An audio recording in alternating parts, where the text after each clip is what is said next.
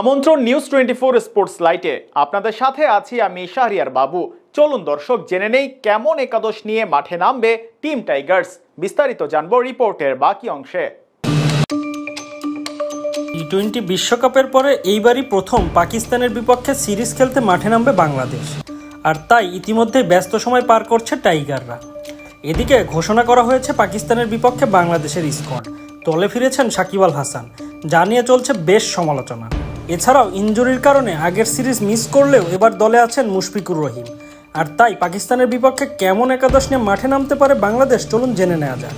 বদলে গেছে বাংলাদেশ, তবে বদলায়নি বাংলাদেশের ক্রিকেট। এখনও সেখানকার অবস্থা আগের মতোই, দলেও তেমন কোনো নেই পরিবর্তন। শ্রীলঙ্কার বিপক্ষে শেষ টেস্ট সিরিজ খেলেছিল বাংলাদেশ।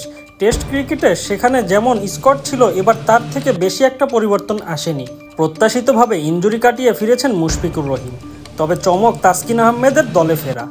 স্কোয়াড ঘোষণার আগে সবচেয়ে বেশি আলোচনায় ছিলেন সাকিব আল হাসান। দিন শেষে তাকে দলে রেখেই দল ঘোষণা করেছে বাংলাদেশ ক্রিকেট বোর্ড বিসিবি।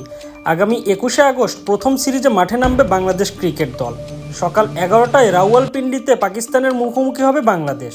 পাকিস্তানের সাথে অবশ্য সাদা পোশাকে ক্রিকেটের অবস্থা খুব একটা ভালো না টাইগারদের, কারণ এখন পর্যন্ত 13 দেখায় কোনো জয় নেই টাইগারদের, 12টি হার ও 1টি ড্র। পাকিস্তানে গিয়েও হেরেছে 5টি টেস্ট। তাই এবার সিরিজ জয় করতে হলে বেশ শক্তিশালী একটি দল নিয়ে মাঠে নামতে হবে নাজমুল হোসেন শান্তকে। তবে এই ম্যাচে কেমন হতে পারে বাংলাদেশের সেরা একাদশ? শেষ টেস্টে ওপেনিং করেছিলেন মাহমুদুল হাসান জয় ও জাকির হাসান। এই ম্যাচেও এই দুজনকেই দেখা যেতে পারে ওপেনিংয়ে। ক্যাপ্টেন শান্ত তো ব্যাট করবেন 3 নম্বর পজিশনে, যদিও সম্প্রতি সময়ে ব্যাট হাতে ভালো সময় যাচ্ছে না তার। এই সিরিজে যদি ভালো করতে চায় বাংলাদেশ, তবে অধিনায়কের নেতৃত্ব দিতে হবে সামনে থেকেই। 4 নম্বর পজিশনে ব্যাট করবেন দলের একমাত্র specialist test batter Mominul Haque Sourav. তিনি ভালো করলে বেড়ে যায় বাংলাদেশের ভালো করার সম্ভাবনা। মিডল অর্ডারে থাকবেন আরও 2 সিনিয়র ক্রিকেটার, তারা হচ্ছেন মুশফিকুর রহিম ও সাকিব আল হাসান। দুজনের দলে থাকা দলের জন্য বাড়তি পাওয়া, যদিও লম্বা সময় ধরে ব্যাট হাতে ভালো সময় যাচ্ছে না সাকিবের।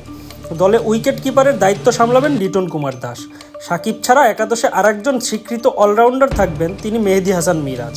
উইকেটে যদি স্পিনার নির্ভর হয় তাহলে একাদশে থাকতে পারেন তাইজুল ইসলাম, নয়তো বাদ পড়বেন তিনি, কারণ লঙ্কান সিরিজে ভালো করতে পারেননি তাইজুল ইসলাম। এদিকে পেস ইউনিটে আসতে পারে বড় পরিবর্তন, তবে কারা হবে 3 জন সেই পেস বলার। একাদশে জায়গা হতে পারে তাসকিন আহমেদ, নাহিদ রানা ও খালেদ আহমেদের। যদি 2 জন পেসার নেয় তাহলে বাদ পড়বেন নাহিদ রানা। সবকিছু ঠিক থাকলে সিরিজের প্রথম ম্যাচে এরকম একাদশ নিয়েই মাঠে নামবে টিম টাইগার।